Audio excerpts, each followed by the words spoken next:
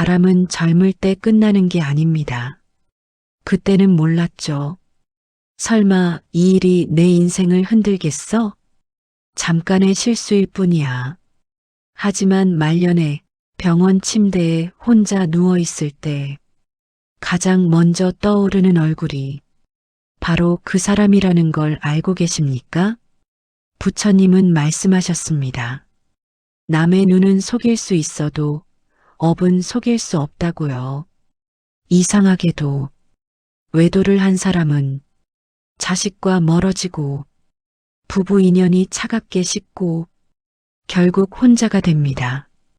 왜 그럴까요?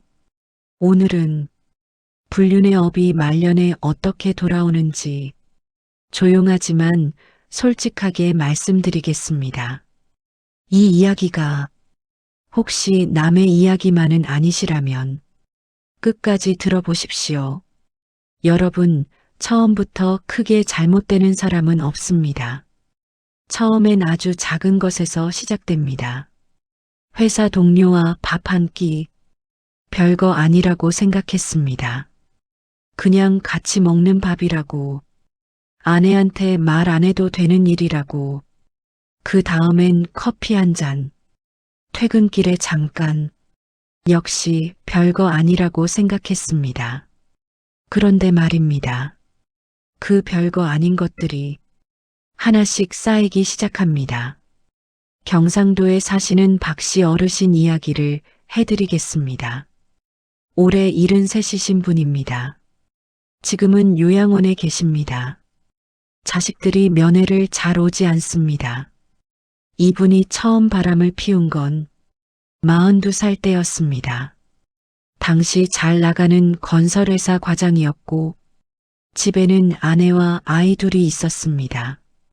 남들이 보기엔 부러울 것 없는 가정이었습니다. 그런데 회사 근처 식당 주인 여자가 자꾸 잘해주는 겁니다. 밥을 많이 담아주고 웃어주고 퇴근길에 힘드셨겠다며 챙겨주고 집에서는 못 봤던 것들이었습니다. 아내는 애들 키우며 지쳐 있었고 박씨 어르신한테 따뜻한 말 한마디 건네기도 빠듯했습니다. 그 작은 틈으로 다른 여자가 들어온 겁니다. 부처님께서 말씀하셨습니다. 불이 처음 붙을 때는 손가락 끝 하나로도 끌 수 있다. 그러나 그것을 내버려 두면 온 산을 태우고도 멈추지 않는다. 박씨 어르신은 그 불씨를 끄지 않았습니다. 처음 한 달은 죄책감이 있었습니다. 집에 들어오면 아내 눈을 피했고 아이들 안아줄 때 마음이 무거웠습니다. 그런데 한 달이 지나고 두 달이 지나고 석 달이 지나자 죄책감이 무뎌지기 시작했습니다. 이게 제일 무서운 겁니다. 처음엔 찔리던 것들이 나중엔 아무렇지 않아집니다. 거짓말이 늘어도 심장이 안 뛰게 됩니다. 아내 앞에서 태연하게 웃을 수 있게 됩니다. 사람이 이렇게 변합니다. 박씨 어르신만의 이야기가 아닙니다. 그런데 여기서 한 가지 중요한 말씀이 있습니다. 제가 오늘 들려드릴 분들이 하나같이 이런 과정을 거쳤습니다. 처음엔 작은 불씨, 그 다음엔 무뎌짐, 그리고 나선 습관. 부처님께서는 이것을 삿된 음행의 씨앗이라고 하셨습니다. 씨앗은 심어진 순간부터 자라기 시작합니다. 당장 눈에 보이지 않아도 아무도 모른다 해도 땅속에서 뿌리를 내립니다. 그리고 반드시 싹을 틔웁니다. 전라도에 사시던 이씨 할머니 이야기도 해드리겠습니다. 이분은 여자 쪽 이야기입니다. 남편이 무뚝뚝하고 돈도 잘 못 벌었습니다. 애들 학원비도 빠듯했고 명절엔 시댁 눈치 보느라 지쳐 있었습니다. 그때 동네 학부모 모임에서 말 잘하고 자상한 남자를 만났습니다. 처음엔 그냥 아는 사람이었습니다. 카톡으로 안부 묻는 사이였습니다. 그러다 전화를 하게 됐고, 만나게 됐고, 이 씨 할머니도 처음엔 말했습니다. 이건 그냥 친구 사이야. 정신적인 교류일 뿐이야. 몸이 아닌 마음이 통하는 것 뿐이야. 그렇게 스스로를 설득했습니다. 그런데 부처님께서 말씀하셨습니다. 마음이 먼저 넘어간 자는 이미 몸도 넘어간 것이다. 마음의 문을 열어준 순간 이미 선을 넘은 겁니다. 이 씨 할머니는 그걸 몰랐습니다. 아니, 알면서도 모른 척 했습니다. 그렇게 2해가 흘렀습니다. 사람들이 가장 크게 하는 착각이 있습니다. 나는 절대 안 들킨다. 박 씨 어르신도 그랬습니다. 이 씨 할머니도 그랬습니다. 제가 오늘 이야기하는 모든 분들이 그랬습니다. 왜 그렇게 생각할까요? 한번 들키지 않으면 2번째엔 더 대담해집니다. 2번째도 괜찮으면 3번째엔 아예 긴장을 놓습니다. 그러면서 스스로에게 말합니다. 나는 영리하니까, 나는 조심하니까, 내 아내는, 내 남편은 눈치가 없으니까. 그런데 말입니다. 배우자는 다 압니다. 말을 안 할 뿐입니다. 박 씨 어르신 아내분이 나중에 자식들한테 했던 말이 있습니다. 나는 그이가 45살 때부터 알았어. 그냥 애들 때문에 모른 척한 거야. 애들 다 클 때까지만 참자 했는데 참다 보니 평생이 됐어. 이 말을 들은 자식들이 어땠겠습니까? 아버지한테 배신감, 어머니한테 안타까움, 그리고 그 가정에서 자란 자신들에 대한 혼란. 한 사람의 잘못이 온 가족을 흔들어 놓은 겁니다. 부처님께서 말씀하셨습니다. 악행은 혼자 짓지만 그 과보는 주변 모두에게 번진다. 마치 한 나무에 불이 붙으면 숲 전체가 위험해지듯이 들키지 않는다는 건 착각입니다. 설령 배우자가 끝까지 모른다 해도 자식들은 느낍니다. 집안의 공기가 달라지는 걸, 부모 사이의 온도가 식어가는 걸, 아버지가, 어머니가 어딘가 다른 곳을 바라보고 있다는 걸 아이들은 다 압니다. 말을 못할 뿐입니다. 충청도에 사시던 최 씨 어르신 이야기입니다. 이분은 사업을 꽤 크게 하셨습니다. 돈도 있었고 능력도 있었습니다. 바람을 피운 건 50살 무렵이었습니다. 상대는 20살이나 어린 여성이었습니다. 최 씨 어르신은 이 관계를 내가 그 사람 인생을 책임져 주는 것이라고 말했습니다. 도와주는 거라고, 베푸는 거라고. 자기 합리화가 이렇게 됩니다. 처음엔 용돈을 줬습니다. 그 다음엔 전세금을 내줬습니다. 그 다음엔 차를 사줬습니다. 그 돈이 어디서 났겠습니까? 가족 통장에서 나왔습니다. 아내 모르게 조금씩 조금씩. 그 사이 아내는 아끼고 또 아꼈습니다. 옷 한 벌도 제대로 못 사 입으면서 애들 교육비 아끼려고 학원도 줄였습니다. 최 씨 어르신은 그 모습을 보면서도 멈추지 않았습니다. 이미 감각이 죽어 있었기 때문입니다. 부처님께서 말씀하셨습니다. 삿된 행을 오래 한 자는 선과 악을 구분하는 눈이 멀어간다. 옳고 그름이 뒤바뀌어도 스스로는 깨닫지 못한다. 최 씨 어르신이 딱 그랬습니다. 나중에 이 사실이 밝혀졌을 때 아내분은 아무 말도 하지 않으셨답니다. 그냥 짐을 쌌습니다. 30년 살던 집을 나갔습니다. 그리고 2번 다시 돌아오지 않았습니다. 들키지 않는다는 착각, 그 착각이 얼마나 오래 가는지 아십니까? 길어야 10년입니다. 어떤 분은 20년을 버티기도 합니다. 그런데 반드시 끝이 납니다. 감춰진 것은 드러나게 되어 있습니다. 부처님께서 말씀하셨습니다. 하늘은 알고, 땅은 알고, 귀신은 알고, 내가 안다. 어찌 모르는 것이 있겠느냐? 사람이 모를 뿐, 우주는 처음부터 알고 있었습니다. 그리고 그 우주가 서서히 계산서를 들고 옵니다. 자, 지금부터가 중요한 이야기입니다. 바람을 피운 사람들의 말년. 실제로 어떻게 됩니까? 제가 여러 사례를 들여다보면서 공통적으로 발견한 것이 있습니다. 크게 4가지입니다. 부처님께서 말씀하신 그 4가지 재앙과 하나도 다르지 않았습니다. 첫 번째, 재물이 사라집니다. 박씨 어르신은 퇴직금을 거의 다 썼습니다. 상대 여성에게, 아니면 숨기는 비용으로, 아니면 들켰을 때 수습하는 비용으로. 사람들은 모릅니다. 바람 피우는데 돈이 얼마나 드는지. 밥값, 숙박비, 선물값, 생활비 지원. 이게 쌓이면 수천만 원이 됩니다. 어떤 분들은 수억이 됩니다. 그 돈이 노후 자금이었습니다. 자식들 결혼 자금이었습니다. 부부가 함께 모은 돈이었습니다. 그게 다 어디 갔겠습니까? 최 씨 어르신은 사업도 기울었습니다. 정신이 다른데 팔려 있으니 사업에 집중이 안 됐습니다. 중요한 결정을 그르쳤습니다.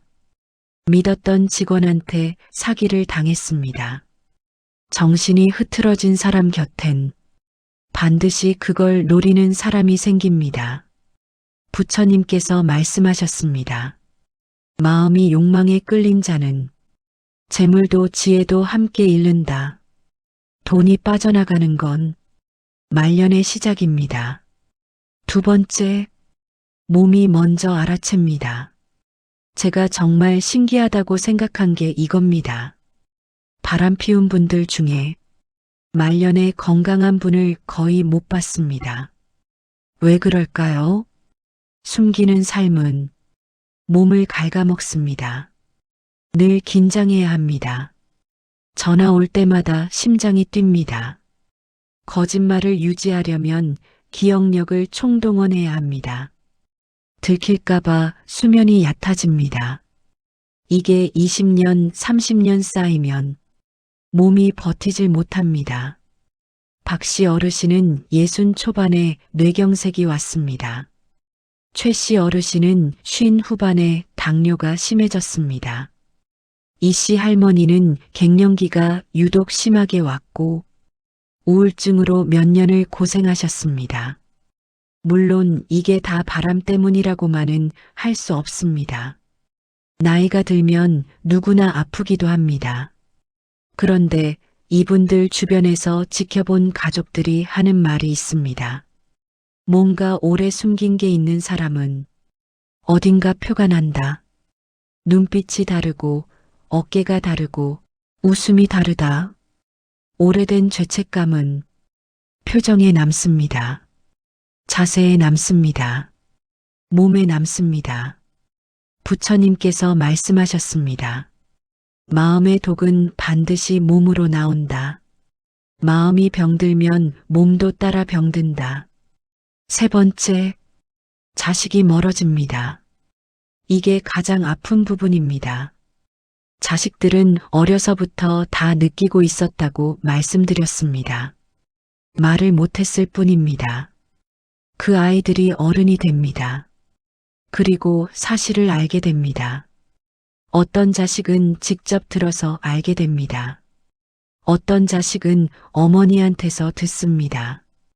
어떤 자식은 우연히 문서를 발견합니다. 알게 된 순간부터 아버지가, 어머니가 다른 사람이 됩니다.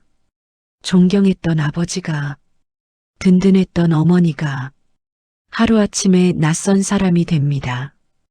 박씨 어르신 큰아들이 그랬습니다. 사실을 알고 난 뒤 1년 동안 전화 한 통 하지 않았습니다. 억지로 찾아오긴 했습니다. 명절에. 그런데 눈을 안 마주쳤습니다. 밥만 먹고 일어났습니다. 박씨 어르신이 그랬답니다. 자식이 곁에 있는데 이렇게 외로울 수가 없었다. 그때 처음으로 내가 잘못 살았다는 걸 알았다. 너무 늦게 안 겁니다.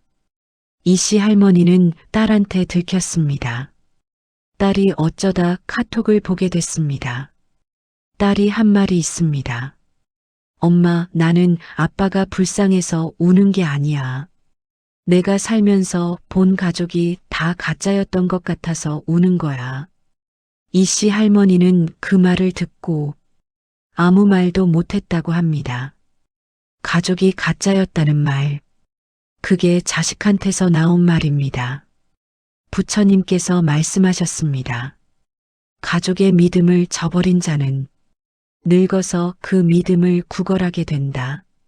그러나 한번 무너진 믿음은 돈으로도 시간으로도 다시 살 수 없다. 네 번째, 혼자가 됩니다. 말년에 가장 무서운 것이 뭔지 아십니까? 외로움입니다. 몸이 아픈 것보다, 돈이 없는 것보다, 아무도 곁에 없는 것, 그게 제일 무섭습니다. 박씨 어르신은 지금 요양원에 계십니다. 아내분은 먼저 돌아가셨습니다. 말 못다한 게 많으셨을 겁니다. 자식들은 각자 바쁩니다. 한 달에 한 번 올까 말까 합니다. 박씨 어르신이 요양원 직원한테 했던 말이 있답니다. 내가 잘 살았으면 지금쯤 집에서 손주들이랑 있었을 텐데. 최씨 어르신은 아내분이 나간 뒤 혼자 살고 계십니다. 그 20살 어린 여성은 오래전에 떠났습니다. 돈이 떨어지자 연락이 끊겼습니다. 주변에 아무도 없습니다. 친구들도 멀어졌습니다. 사실이 알려지면서 하나둘 발길을 끊었습니다. 이런 말씀 드리기가 안타깝지만 그분들이 뿌린 씨앗의 결과입니다. 부처님께서 말씀하셨습니다. 악한 씨앗을 심은 자는 때가 되면 반드시 그 열매를 거두게 된다. 이것을 피할 수 있는 사람은 하늘 아래 단 한 명도 없다. 재물을 잃고, 건강을 잃고, 자식이 멀어지고, 혼자가 되는 것. 이것이 부처님께서 말씀하신 삿된 음행의 4가지 과보입니다. 2600년 전 말씀이 지금 이 시대에도 이 땅 위에서도 그대로 이루어지고 있습니다. 자, 이제부터가 중요한 부분입니다. 오늘 이 이야기를 들으시면서 혹시 마음이 무거우신 분 계십니까? 오래전 일이 생각나시는 분, 아직 진행 중인 분, 아니면 가족 중 누군가가 떠오르시는 분, 부처님 말씀은 경고로 끝나지 않습니다. 이게 불교의 위대한 점입니다. 부처님께서는 잘못을 지적하시면서 반드시 그 다음을 말씀하셨습니다. 그렇다면 어떻게 해야 하는가? 부처님께서 말씀하셨습니다. 허물을 짓는 것이 병이라면 그 허물을 아는 것이 약이고 다시 짓지 않는 것이 치료다. 알아챘다면, 지금 이 순간 마음이 무겁다면 그것 자체가 이미 시작입니다. 박씨 어르신 이야기를 한 가지 더 해드리겠습니다. 이분이 요양원에서 불경을 듣기 시작했습니다. 처음엔 그냥 시간 때우기였습니다. 달리 할 것도 없었으니까요. 그런데 어느 날 반야심경을 듣다가 눈물이 나기 시작했다고 합니다. 멈출 수가 없었습니다. 1시간을 울었답니다. 자기도 왜 우는지 몰랐답니다. 그런데 그날 이후로 뭔가 달라졌다고 합니다. 자식한테 먼저 전화를 했습니다. 아무 말 안 해도 된다.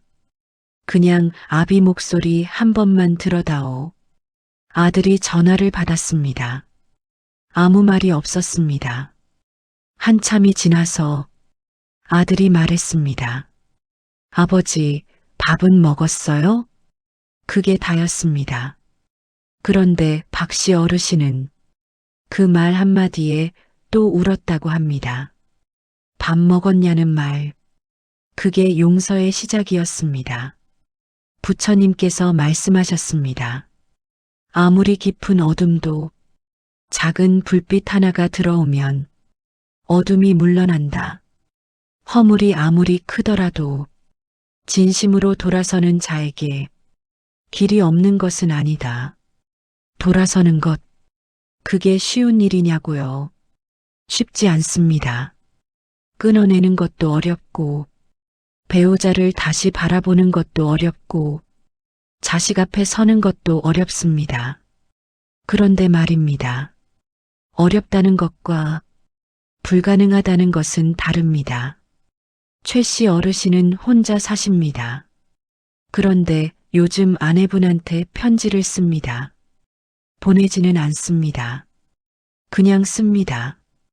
당신한테 미안했던 것들을 이제라도 적어두고 싶어서 그 편지가 쌓여서 공책 3권이 됐습니다. 공책을 쓰는 동안 최 씨 어르신 얼굴이 달라졌다고 요양보호사분이 말했습니다. 표정이 조금 풀렸다고, 잠을 조금 더 잔다고, 사람이 진심으로 돌아보기 시작하면 몸도 조금씩 응답합니다. 이게 부처님 말씀의 핵심입니다. 이 씨 할머니는 딸과 화해했습니다. 오래 걸렸습니다. 3년이 걸렸습니다. 이 씨 할머니가 딸한테 한 말이 있습니다. 엄마가 잘못 살았다. 내가 나를 용서할 필요 없다. 다만 내 삶은 엄마처럼 살지 마라. 딸이 그 말을 듣고 처음으로 어머니를 안았답니다. 그게 화해였습니다. 부처님께서 마지막으로 말씀하셨습니다. 지나간 것을 붙들고 울지 말라. 이미 엎질러진 물은 담을 수 없다.